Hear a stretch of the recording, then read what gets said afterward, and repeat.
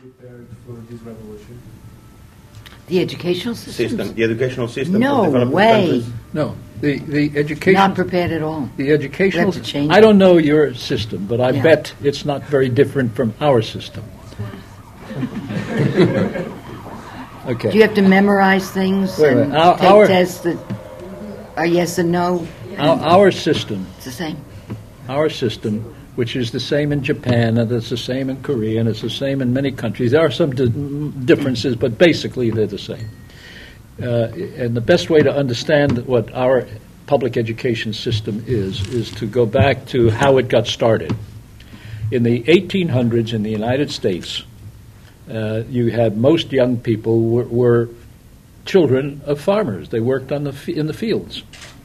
And when somebody proposed that America institute a system of public education for all young people, the parents of the poor parents said, no, we can't allow our kids to go to school. They need to work, otherwise we starve. We don't have enough hands to work in the fields.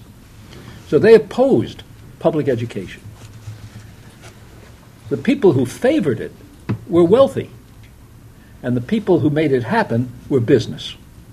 In the late 1800s, the business community said, you know what, all these kids are coming into the factory, but they're coming from the farms, and they're not good factory workers. You know what, they come late to work.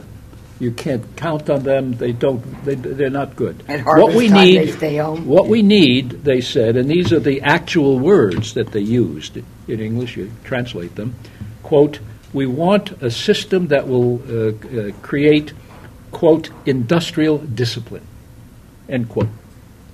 What was industrial discipline? Industrial discipline meant you showed up on time. And you did the same work again and again and again and again, just as you did on an assembly line. And you could read the sign that says, don't put your hand in the machine. Yeah. What happened was we designed schools that actually resemble the factory. If you look at our schools even today, they simulate factories.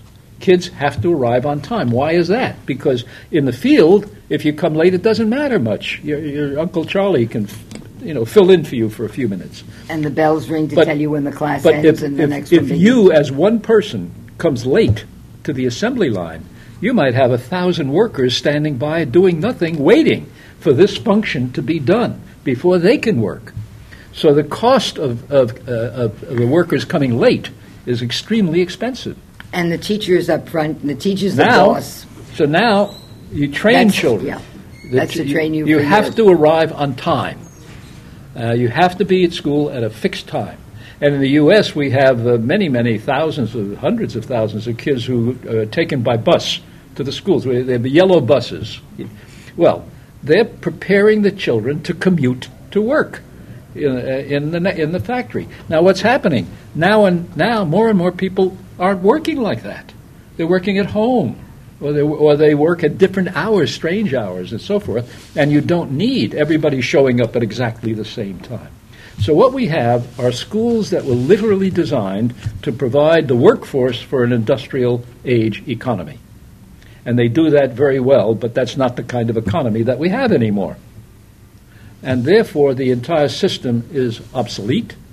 And I was waiting for years. I mean, I've been saying this, both with Heidi and I have been making this speech for years and years and years, but we were waiting for Bill Gates to say something. And about 2 years ago, he finally said the right words. He said, we cannot reform our education system, we must replace it.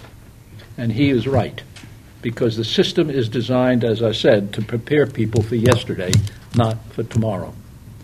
Now, that's an extremely difficult and painful thing to do. You have millions in the U.S., millions of people working in the schools, teachers and other people, and it's very dangerous in terms of they may lose jobs.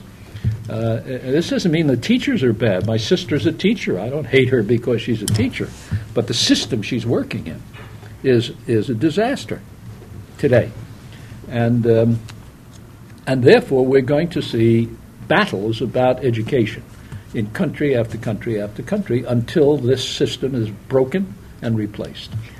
We've been going to Japan for 38 years, and for 38 years, the Japanese have been saying they want their children to be creative.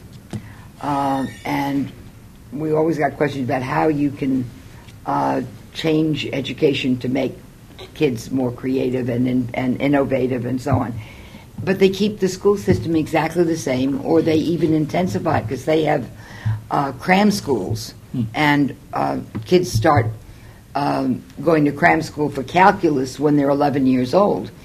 And we were just there about a month and a half ago, and they've just decided that the Indian schools, so now they're starting kindergartens and first grade and second grade based on the Indian method, which is to keep the kids in school for 11 hours a day, and the multiplication table, which is we just learned 1 and 10 to memorize. The Indian schools teach them 100 times, multiplication tables that go up to 100 times 100, and this is what they consider being more creative. So it's hopeless. That's the point.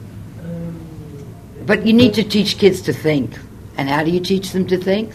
So their idea of having a better education system is doing more of the same, yeah. only longer and longer Intensifying it. hours, instead of changing what they're doing.